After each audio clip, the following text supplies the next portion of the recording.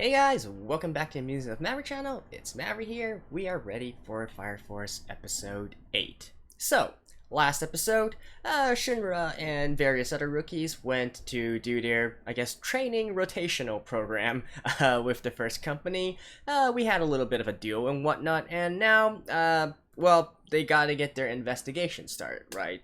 Presumably, to see if there's any bad guys, quote unquote, if in the first company. And really, honestly, I really don't know how they're going with this. This is a series where so far I haven't been able to get a good read of it. Like, how exactly is it going to play out? Like, what's a recurring thing that's going to happen? I presume that they'll probably train a little bit with the first company and also go out on missions with the first company. Maybe we can use that opportunity to see how the first company actually fights. Does it differ from the different other companies? And, sort of like gain their trust, right? In order to be a spy, you gotta get their trust first, and then you can start snooping around. So, with that in mind, let's just get into the episode. Alrighty, beginning in 3, 2, 1, play.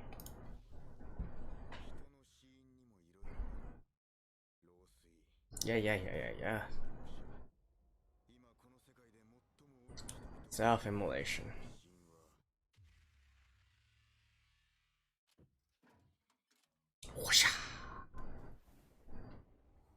Alright. What are we looking at? Still with these cathode tubes.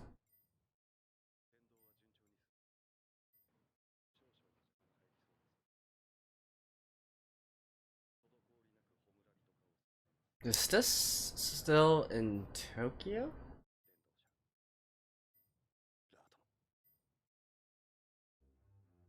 I don't think Tokyo has that kind of phone booth, but oh well.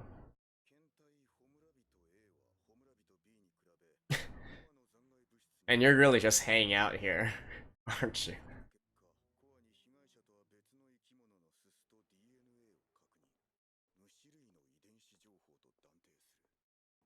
Insect genetic data.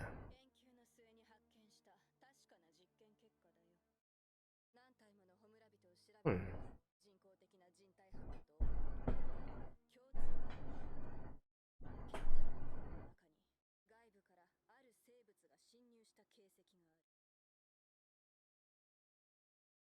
Okay.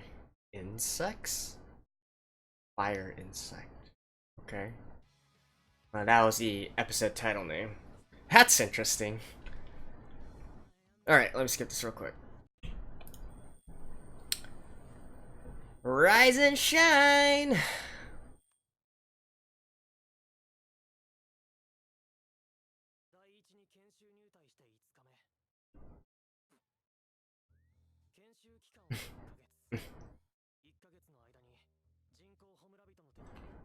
Oh damn, they got some good bedrooms here.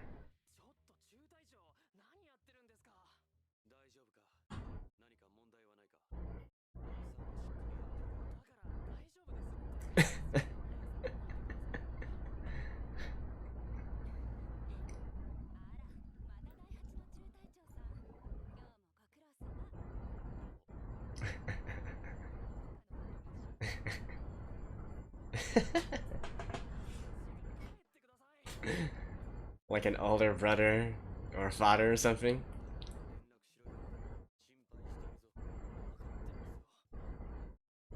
But to be fair, oh.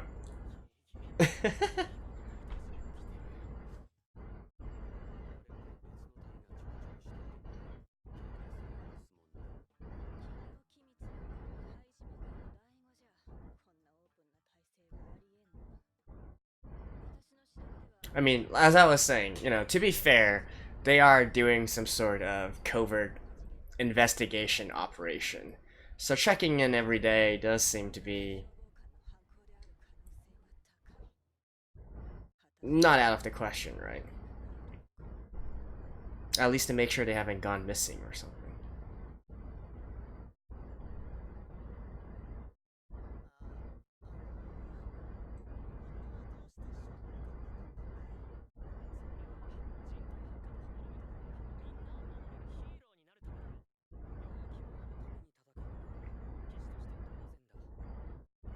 They have some very good food as well.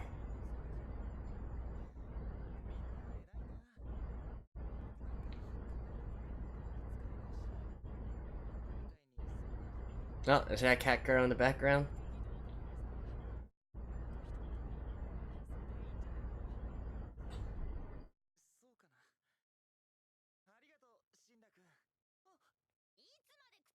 Yeah.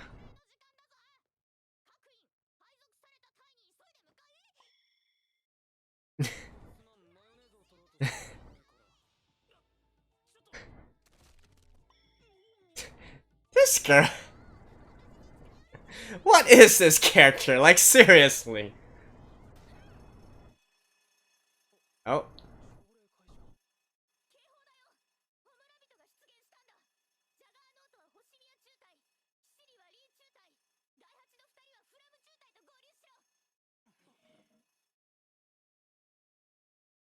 Okay, okay. Like I said, they're actually gonna go on a mission. Whoa. Do they need this many people? I guess that's what you can do when you're a company with lots of resources.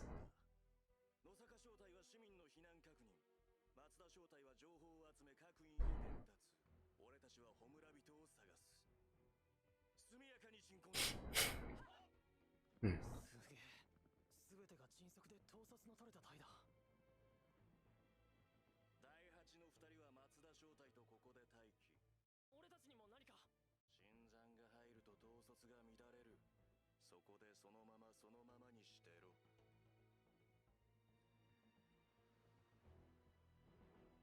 Hmm. Ah, yeah. Akihabara. I mean, sorry, not Akihabara. Shinjuku.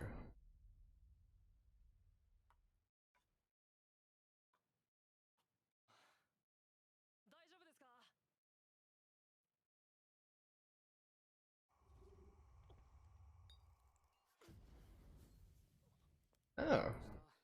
So that was the insect?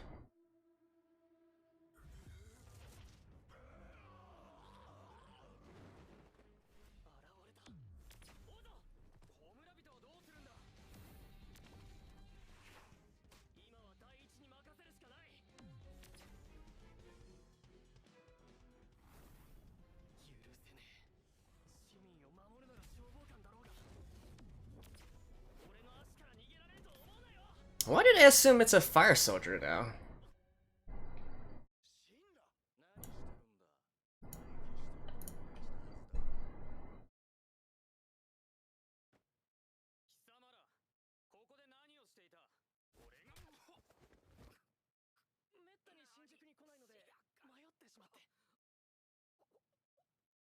Hmm.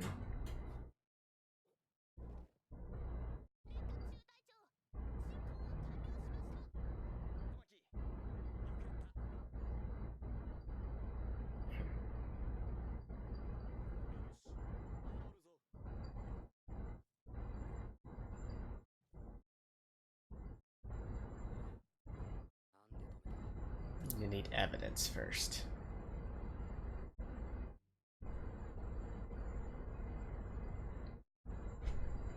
Hmm.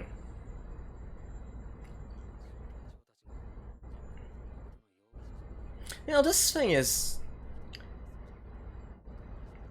The pacing here, like, is all over the place. Like, sometimes it's slow, but sometimes the story moves along fast.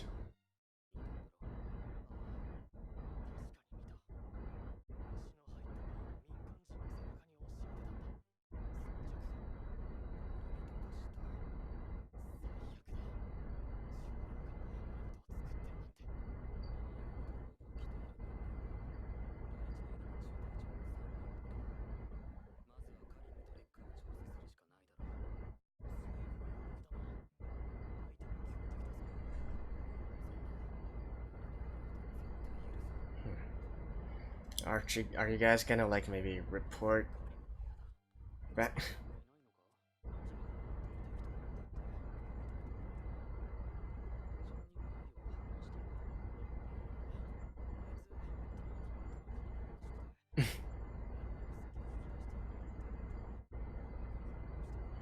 Really?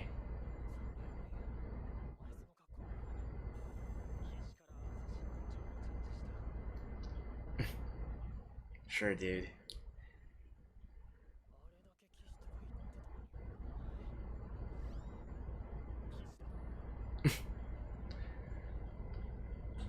Come on, just get it over with.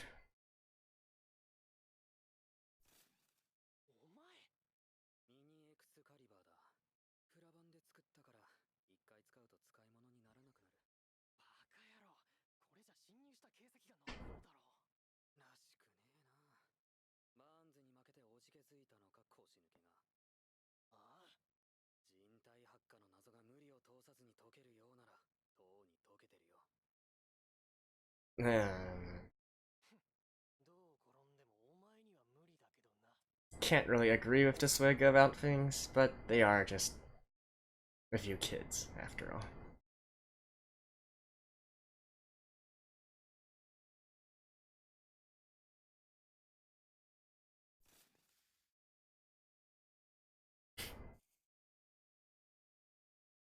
Oh.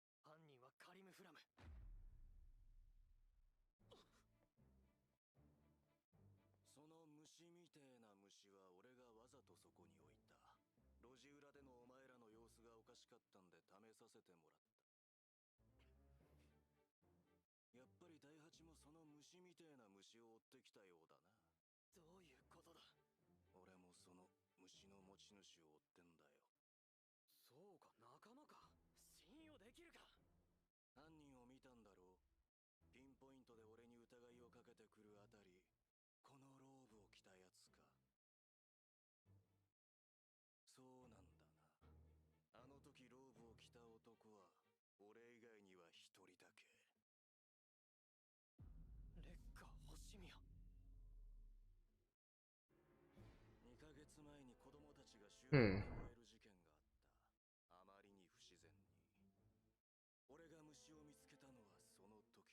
But...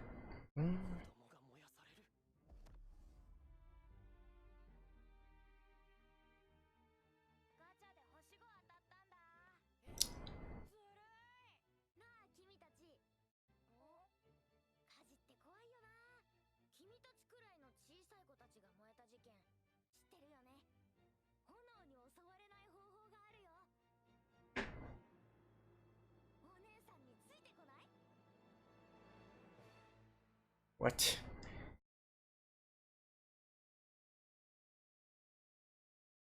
Uh-huh. Right.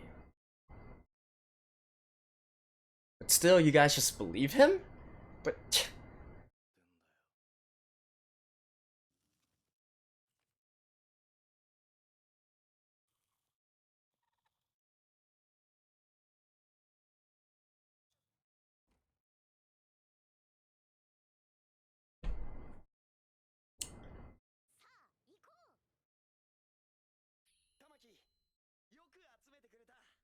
Oh.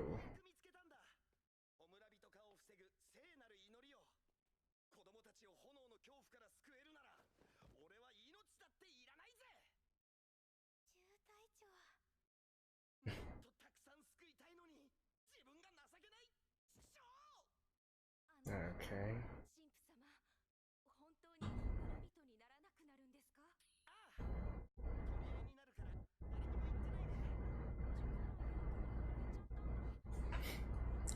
So this really is the culprit?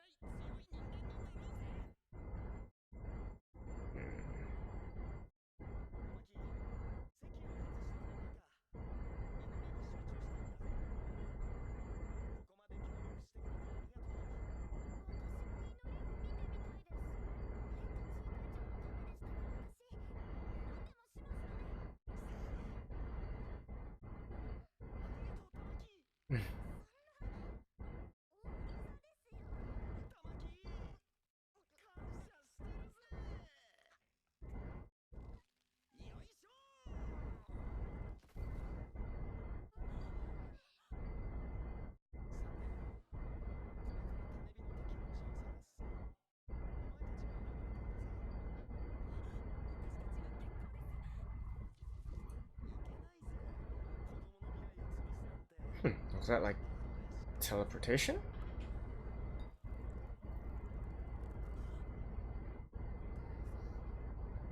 Oh.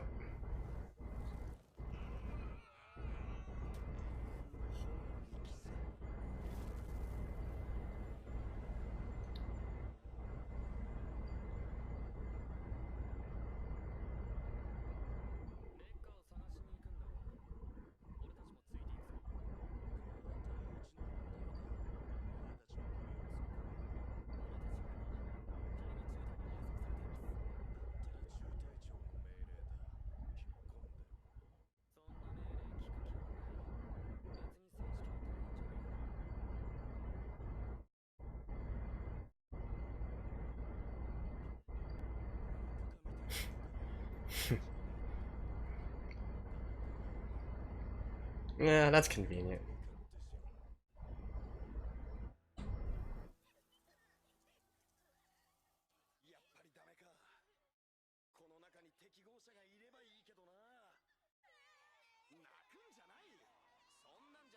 What is this dude's problem?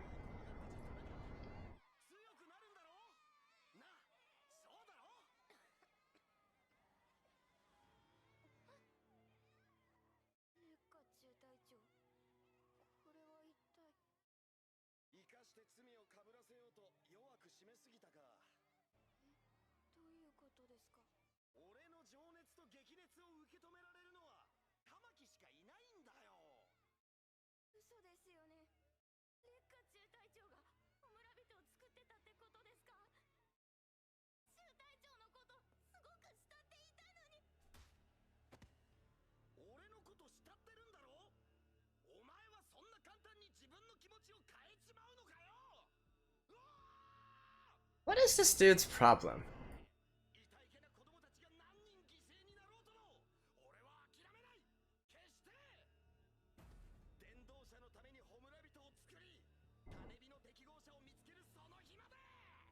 The pilot light?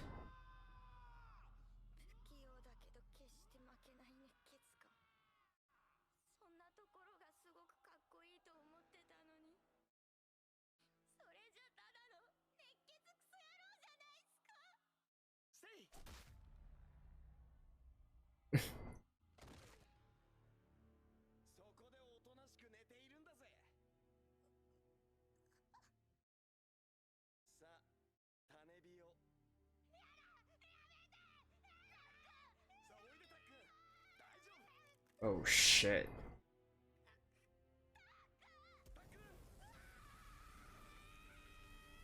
Holy crap.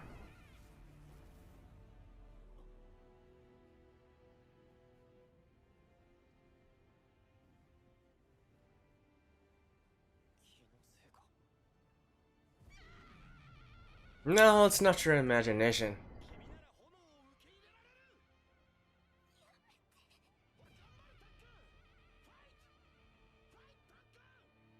So is it that those that can go through this will become pyrotechnic? Does that mean he won against it?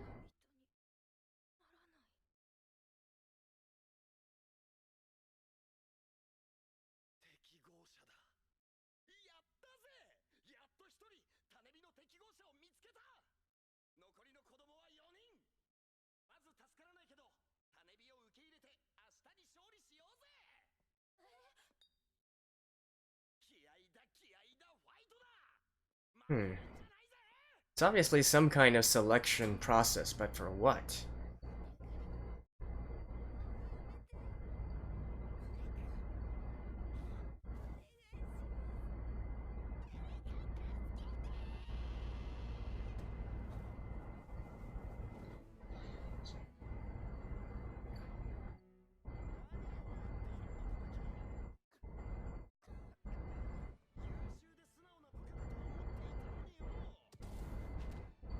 Aren't you a fire soldier as well?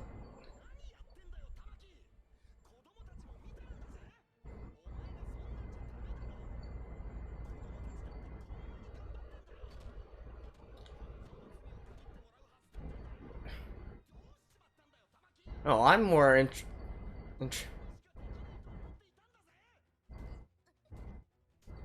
like, can't you, like, fight back a little bit?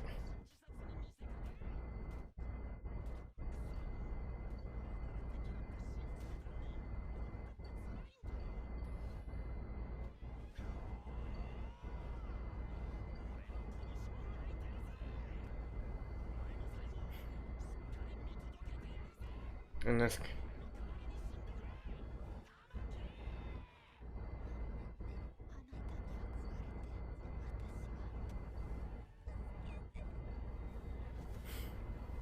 like,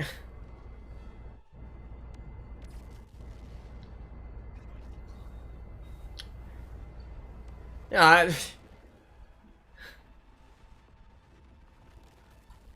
I mean, okay, nice heroic entrance, but still, Tamaki, like,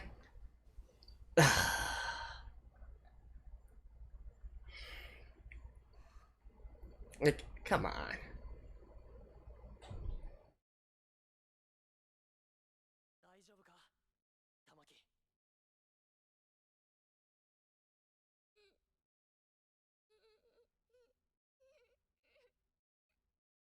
You can at least fight a little bit, Tamaki?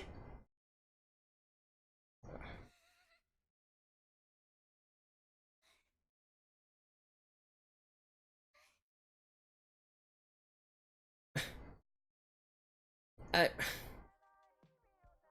I have no words. Alright, if that's what you guys want.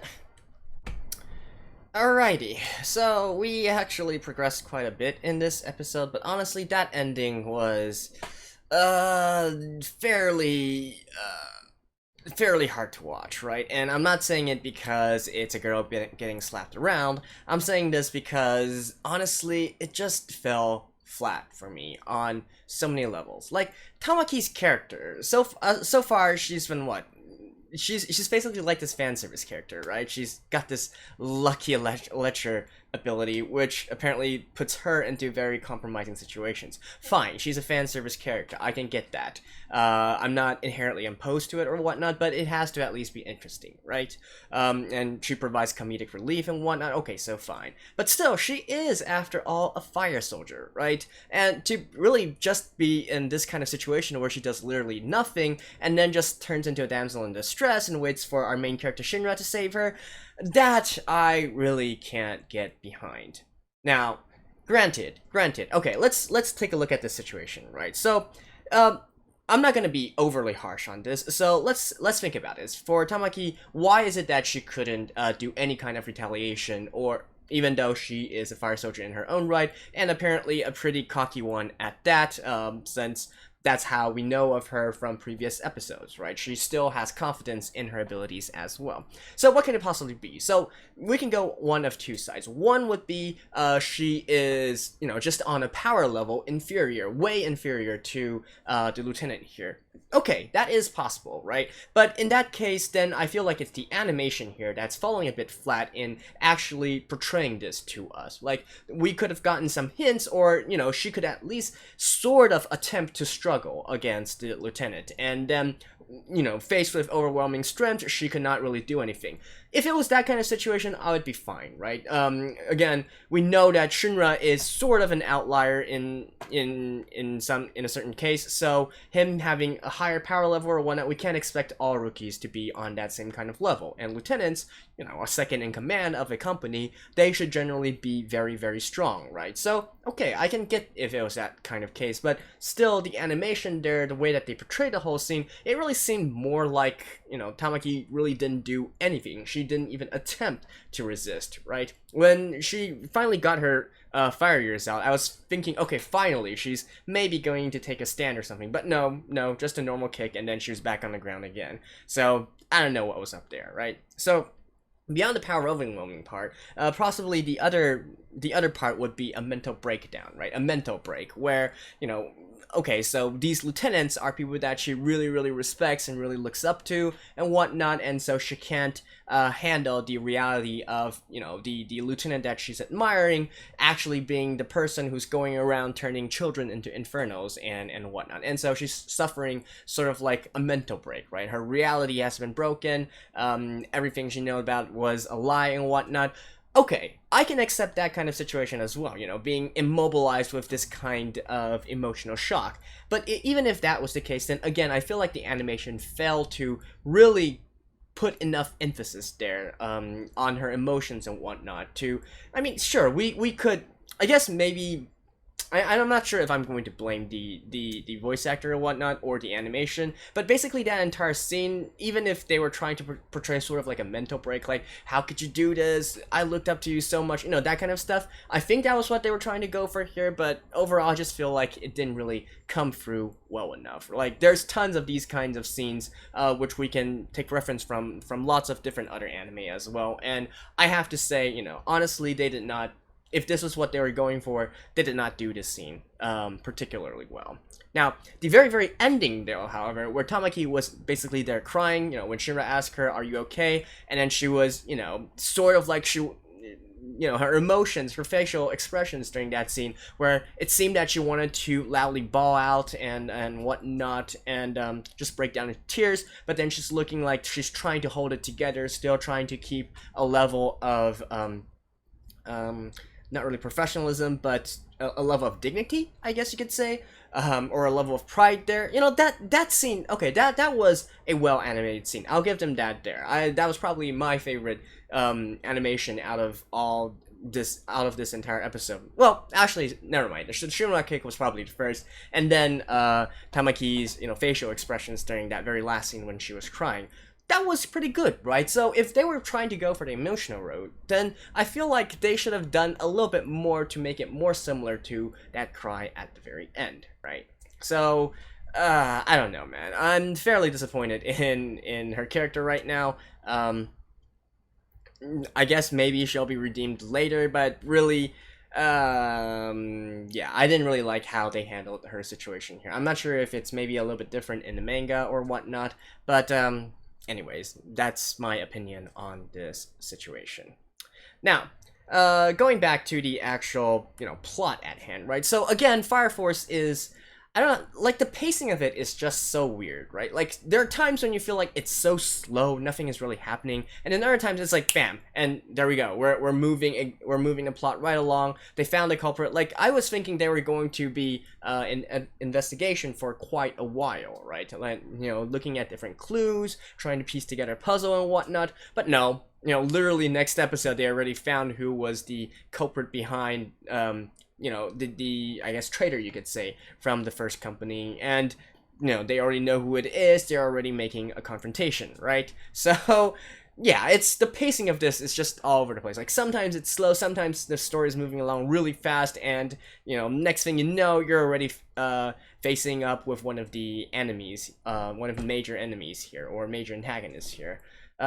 So I guess that's a unique aspect of this show, maybe.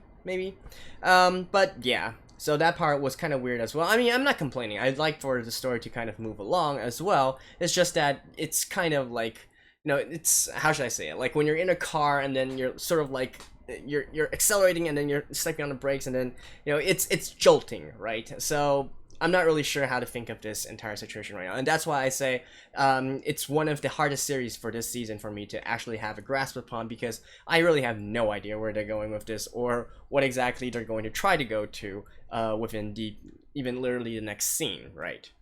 So, to talk a little bit about what the actual, you know, the actual entire situation. So, what I'm guessing right now is that, so probably the church is behind this, or at least a certain faction within the church, the Holy Soul Temple, or however it's called. And what I'm presuming right now is, because he was saying, the lieutenant was saying that he was trying to find a perfect candidate for, what was it? For some kind of, basically he wants to find a compatible body for some kind of of, I guess, ritual, I guess.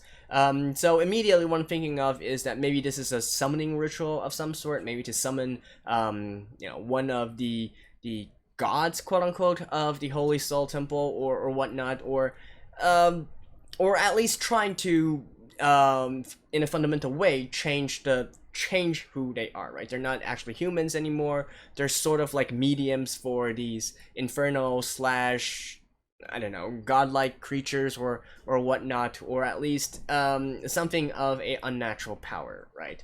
So my initial impression was that maybe, okay, this is how fire soldiers, or people who can wield fire, first generation, second generation, third generation, came into being in the first place. Maybe it was through this kind of method as well. Maybe not though, and maybe there's something more behind this. Again, I wanted to learn a little bit more about the Holy Soul Temple, their beliefs and whatnot. So when faced with this kind of situation, we have a little bit something more to go upon, right? But as of right now, the best guess I could have is that, it is, maybe, I'm not even sure, perhaps even officially sanctioned by the church, if the church does turn out to be the real big baddie here, or maybe it's just a particular faction, maybe extremist faction within the church, who has their own take on how the scripture should be read, right? And so this kind of situation, those are all equally plausible, I guess you could say. So yeah, basically that was my review for this episode. Was I being a bit too harsh on the episode? I don't know. If Tamaki does really turn out to be a deeper or a more interesting character than she is really shown right now, then of course I would gladly eat my words, right? But as of right now, or perhaps it's just a case of the animation team not really doing a good job of portraying her emotions or what she actually went through during this situation, during this event. If that's the case, do let me know as well. But for right now, I'm holding my... Well, no, right, I can't really say I'm holding my judgment because I already judged her, but let's just say that she's more on the negative side of the scale as of right now. So hopefully, in the next coming episodes, she'll have a chance to redeem herself. Alrighty, that's been my review of Fire Force Episode 8. I'll see you guys next week. So until then, stay tuned, bye-bye.